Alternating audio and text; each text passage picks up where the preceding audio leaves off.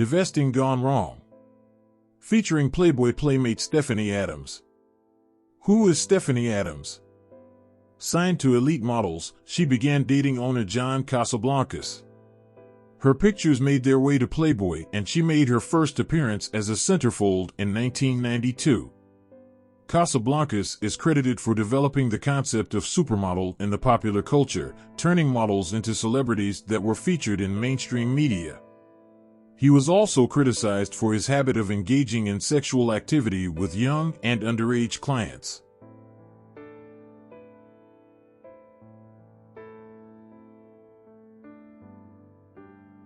Adams came out as gay and made the cover of the Village Voice as the best lesbian sex symbol.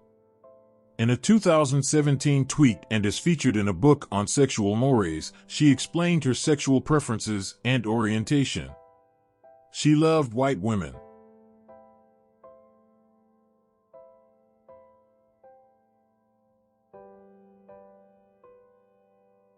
She's also a victim of police brutality. Former playmate Stephanie Adams was awarded $1.2 million by a jury in 2012 for a 2006 police brutality lawsuit. She claimed, "I just wanted to get home and I just wanted him to make left turn and he got extremely upset, called her a vampire and was cursing and threatening and got out of taxi, yanked my hair and shoved me to the ground. I waited 6 years for justice," she said. She financed her ex-husband's business, the Wall Street chiropractic and wellness business co-owned by Adams. May have been financed by her 2012 $1.2 million windfall. Official New York records tell the story. In 2012, Adams was awarded $1.2 million by a jury in a case against the NYPD. The New York Post reported that it was her money, in part, that supported the new Wall Street chiropractic and wellness business. In fact, it's listed as a sole proprietorship under her Illuminati company. Her divorce began and she went downhill. The New York Post says Adams was in the middle of a nasty custody battle with her former husband Charles Nicolai, owner of Wall Street Chiropractic and Wellness.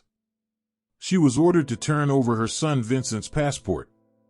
The Post also reports that friends of Adams said while she was not depressed, she did need help with other emotional issues and was having money problems related to the divorce, the paper said.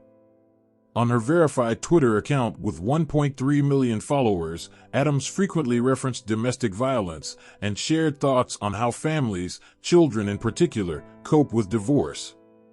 It's reported Adams was so afraid of her estranged husband that their meetings are held at a police precinct. The couple met at the first precinct in Tribeca for the handovers. The couple, who shared custody of their son, reportedly had at least 10 domestic incident reports on file with the police. Some were for fights between the two of them.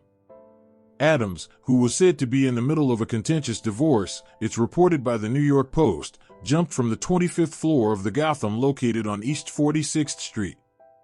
Both Adams and her son, Vincent, are gone.